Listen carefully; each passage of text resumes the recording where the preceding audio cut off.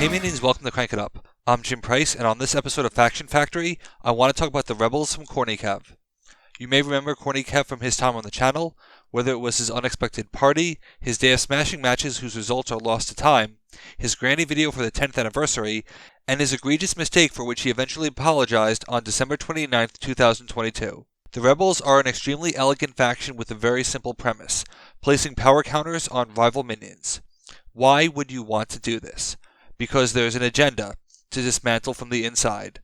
In my experience, this is not a gimmick, and there is a real threat of giving away too much power, but there is also great waste upside here. I'm starting with the Radical because I think it is their leadoff minion.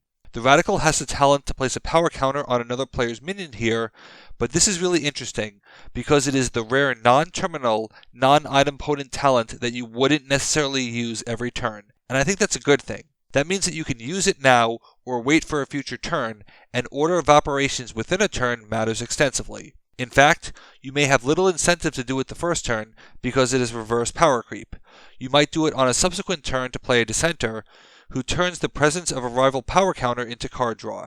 Personally, I think it would be fitting for the dissenter to have an aura to place the counter to prevent item potence and help against card draw order issues, because the Radical is the only minion that places power counters. However, extreme threat comes from the elite and leader for having counters.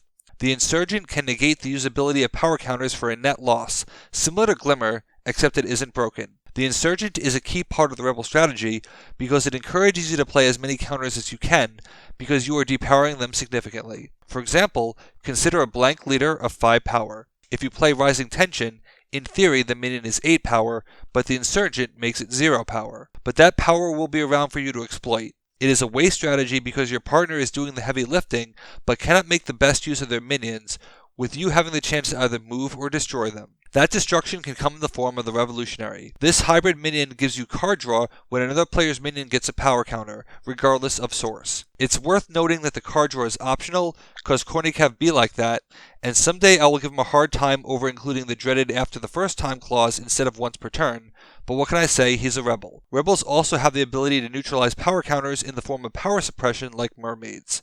Their double feature Revolt converts power counters to breakpoint damage if you have the right amount of minions. They still add risk because breakpoint damage is still exploitable, but it reduces said risk, is come at me friendly, and continues the theme of power suppression. This is an interesting double feature because it can shut down power counter factions, which are increasingly ubiquitous, but you also have the tools to create your own power counters. Rising Tension is a double feature, but the single feature against all odds feels like a solid ignoble card, as you are just giving away power but have the means to follow it up with another action. For example, consider the simple combo of inspiring words being that chain to action. Against all odds can place 2 power counters. Your minions would each get 2 power, potentially more, since the linear power scales to the number of minions rather than the number of counters. I think this is an interesting choice because while Revolt doesn't necessarily care who has the counters, other cards do, and that carries considerable risk, whereas this is incentivizing smaller targets. In fact, the Revolutionary also wants higher powered minions because that is what it can destroy. Considering that Rising Tension is localized to a single base and it's a double feature, putting multiple counters on one minion seems inevitable. But rather than this being a design inconsistency, I actually view it as depth. On comparable actions, it is rare that you would choose less than the optimum payout. But here, you have to consider each power counter carefully.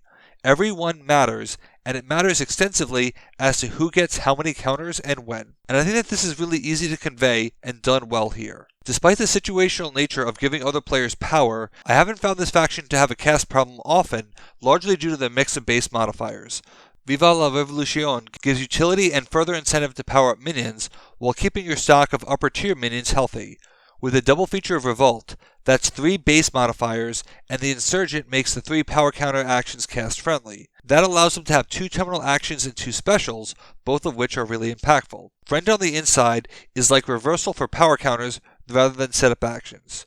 This is another incentive to build up a singularly powerful rival minion, especially if they are helping you, because even telegraphed, this is really hard to stop. This gives them great come-at-me potential, especially since you can set this up in a single turn with a double feature. For the Rebels, 3 counters seems to be the magic number, because Usurp also has the same threshold, although it can place a power counter itself. Whereas Friend on the Inside cannot easily give a solo, or be played while winning, Usurp can. Originally, I thought that the usage of the talent was limited, but then I realized it's possible that one can lead into the other. Obviously, you have the Revolutionary, and the Insurgent can be a massive swing if you don't have Friend on the inside, but don't sleep on the Radical either. If there is just one counter, Usurp and Radical can push you into steal territory, and stealing is uncapped power. In fact, if you are going to steal the minion, the +2 power doesn't matter that it goes exclusively to a rival because it is going to you anyway in the end. So looking at the rule of thirds, you have 6 cards that can add power counters easily, as they don't count Usurp. I think that it's one of those things where people will be drawn to Rebels for power counter partners or power counter opponents, so the number is adjusted lower to compensate, but I do think that this means that there is space for an or in the Dissenter. The only cast problem I found with Rebels is that when they don't draw any minions, their actions become much harder to play because they want minion presence and are super risky otherwise. The last part of the faction that I want to talk about is the Revolutionary destroying a minion with 4 counters. Personally, I wouldn't do this myself, as I'd rather just break the base. I think this is really there for Usurp because think about it.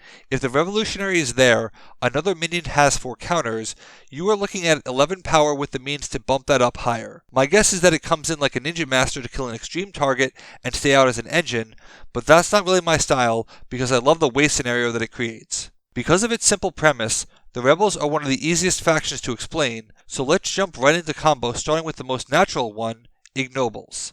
This is a thematic and mechanical win on so many levels. The power counters given by the hill do not help your rival but will help you. It also means that your Ignobles can stay undercover longer.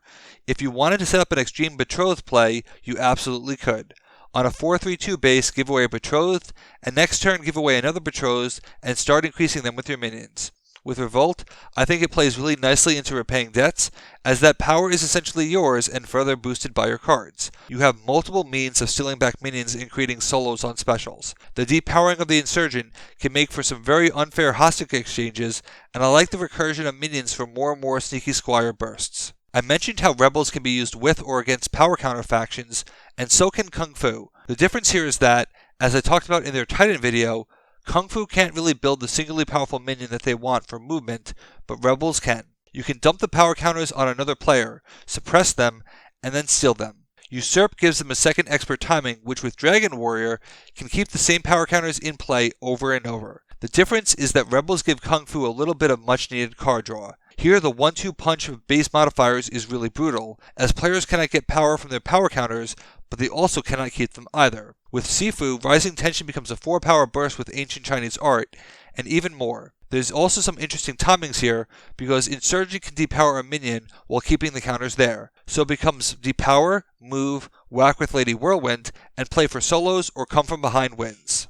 To illustrate the concept of waste, I want to talk about a simple leader-killing combo that is devastatingly quick and elegant using an unexpected combo, given what the Rebels want to do. Disco. Let's say you have a rival leader out with 5 power. Play Dancing King on its base. You play Against All Odds, which Dancing King copies, and that's 4 power and an action.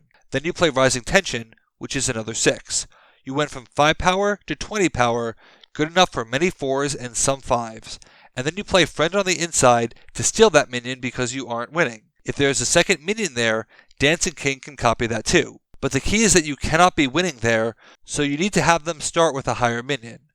Or do you? This is where the strange wording on Turn the Beat Around actually matters, because you could depower Dancing King and buff the minion you want to steal. Disco has the minion recursion and action recursion to potentially do this again. If nothing else, you still have high power actions for divas to copy without worrying about how rivals will use that power. For my final combo, I wanted to revisit the come at me potential of Rebels and how it pairs nicely with the Rebel Alliance of Astro Knights. This combo does a lot of things. They have the tools to play catch up should you misjudge how the power is used. This is between Walking Carpet, It's a Trap, and Block the Probe. They also have extreme action drawing for powerful Rebel actions. But they could also use Block the Probe to set up Friend on the inside for solo scoring. Scoundrel can move the Revolutionary for a surprise Usurp play.